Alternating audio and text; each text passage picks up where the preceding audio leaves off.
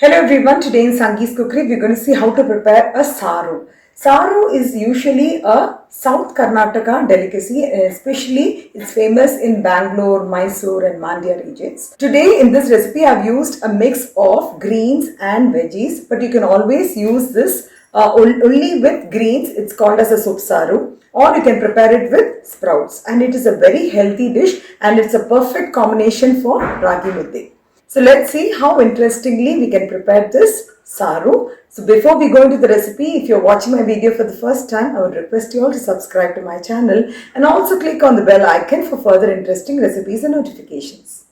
So for preparing the saru for the mudde, let's fry the following ingredients.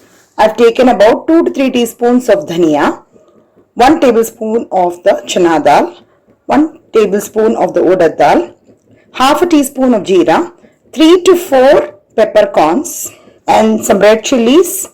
You can take some amount of the byadgi red chillies as well as some amount of the normal red chilli. Byadgi red chilli or the Kashmiri red chilli is usually for the color, and some curry leaves, some coriander leaves, also some freshly grated coconut. So along with the other ingredients, the most important ingredient is the cinnamon stick. So 1 big piece of the cinnamon stick. I've actually chopped some brinjals. I've soaked some raw peanuts or the groundnuts in water. Small onions, 3 to 4 garlic. Also, I have the moli or the radish and some carrot and tomatoes, and also mixed sprouts. You can add any kinds of sprouts like the horse gram or the green moong dal sprouts, and you can also add some fresh greens. Today I've added the nightshade which was there in my garden. I've just plucked some greens like this, or you can add dill leaves or any kind of greens will taste very well. I also have the tamarind pulp which is ready, which is a lemon sized tamarind which I've soaked in water. First, in a pressure pan, I'm just going to add a little bit of oil. We'll be adding the ingredients one by one and we'll fry this.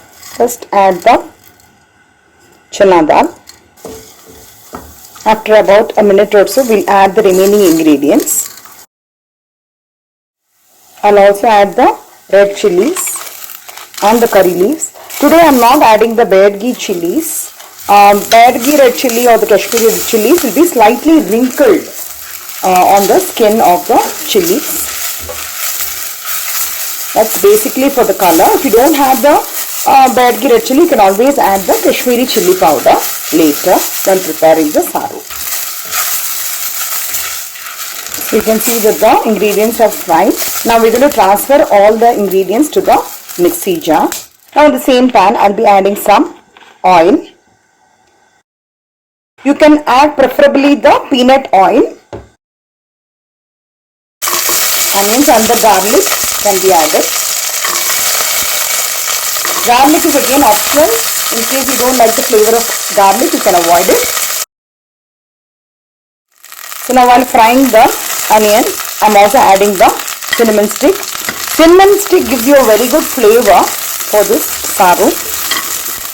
So once the onions are fried, I'm going to transfer the onions and garlic and the cinnamon stick to the mixie jar.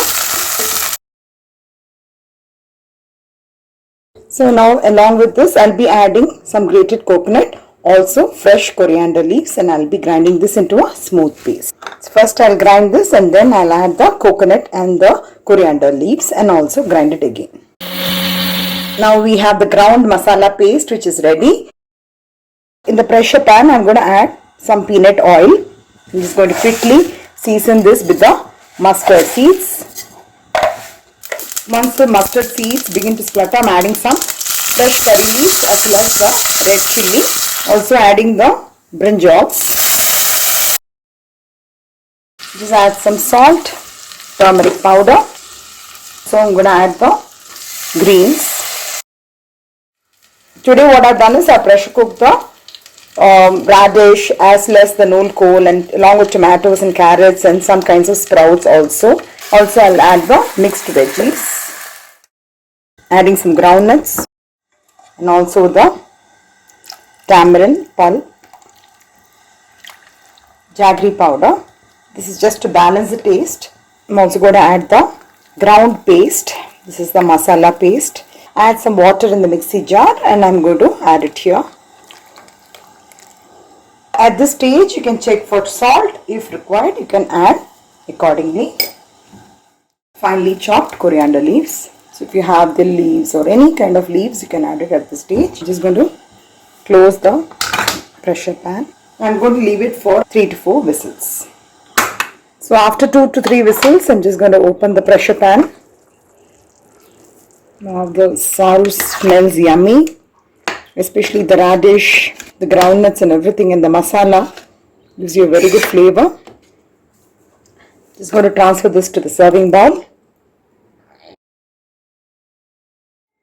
So finally, I'm just going to garnish with some fresh coriander leaves. The way they eat in Karnataka is they'll take a small portion of the ragi ball, dip it in the saru and then have it. So it's a very healthy recipe as well as a very tasty recipe. I've also shared the video of the Ragi Mudde, which I'll be attaching in the description box below. I hope you'll all try out this recipe, and if you like it, please share it with your friends and relatives. Have a great day.